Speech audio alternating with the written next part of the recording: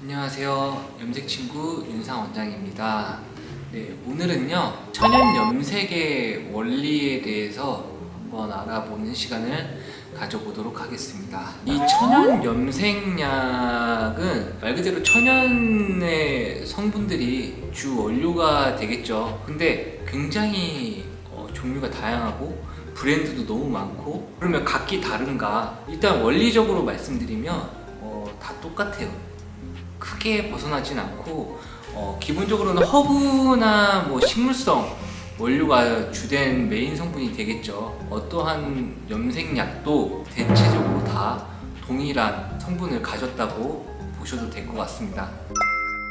대체로 이 천연 염색약들 염색 방법은 온수를 타서, 뜨거운 물을 타서 그 분말에다가 섞어주게 되어 있는데요. 보통은 이 분말에는요 디아민 염료라는 것이 들어가 있고요. 그 다음에 과붕산 나트륨이라는 것이 또 들어가 있습니다. 과붕산 나트륨은 흔히 알고 있는 과산화수소보다 더 강한 성분을 가지고 있다고 생각을 하시면 될 것 같습니다. 그래서 이 분말 안에 들어있는 성분들이 물하고 만나서 용해되게 되면 반응을 해서 염료가 되는 그런 원리를 가지고 있다라고 생각하시면 될 것 같습니다. 우리가 흔히 사용하는 알칼리 연모제, 일반 염색약을 지칭하는 거죠.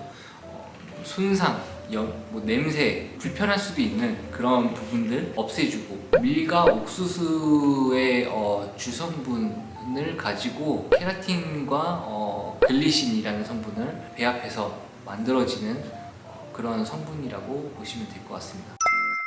그래서 이런 천연 성분들이 들어가 있기 때문에 일반 연모제에 그런 산화, 중합 반응을 하지 못하기 때문에 톤업은 안 되죠. 톤업은 좀 어렵고, 흰색, 새치머리 또는 백발, 그래서 짙은 색깔로 염색할 수 있는 그런 원리로 이루어져 있고요.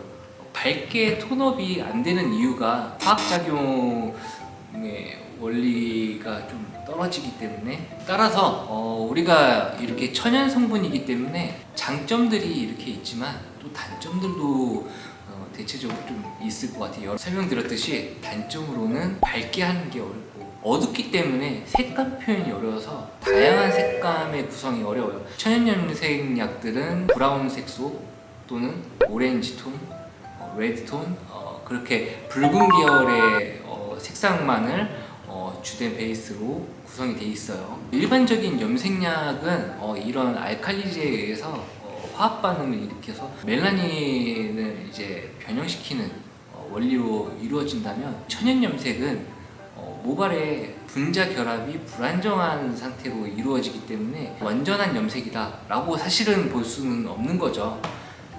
따라서 우리가 큰 기업들, 로레알이나 웰라, 염색약 회사들이 이런 천연 염색을 출시를 많이 하지 않는 이유가 이런 불안정한 염색 제품을 출시를 하지 않는다라는 거죠. 자극을 예전보다는 성분들을 많이 좋게 하기 때문에 줄어들었지만, 그래도 결국에는 자극이 있을 수밖에 없다라는 거죠. 자극이 있다라는 게 사실 이 알칼리 때문에, 암모니아 때문에 날아가기 위해서인데, 휘발성이기 때문에 그런 자극적인 느낌들이 생기는 거예요. 근데 그런 자극적인 부분들은 우리 체내에 들어왔다가 두피에서 묻어나 있는 것들이 나중에 독소들이 배출이 돼요. 그런데 이런 천연 염색이라든지 또는 뭐 산성 칼라 제품들, 매니큐어나 코팅 이런 거 두피에 이제 되게 되면 실리콘이라든지 여러 가지 성분들이 들어 있어서 독소 배출이 잘 되지 않는다라는 거죠. 계속 오랫동안 컬러 유지가 될 수도 있긴 하지만 그런 부분들이 지속적으로 모발이나 두피 속에 남아있을 수 있다. 이것이 곧 탈모나 나중에 시술, 방해로 이루어지기 때문에 사실 좋지는 않다고 하죠. 그래서 큰 회사들이 그런 제품들을 출시를 잘 안 하는 이유, 항상 이 자극적인 그런 알칼리 휘발성 알칼리제를 항상 함유할 수 있는 성분들을 함유한다라는 거는 이유가 있는 거겠죠. 설명드렸듯이 이런 불안정한 염색의 원리가 천연 염색이에요, 사실은.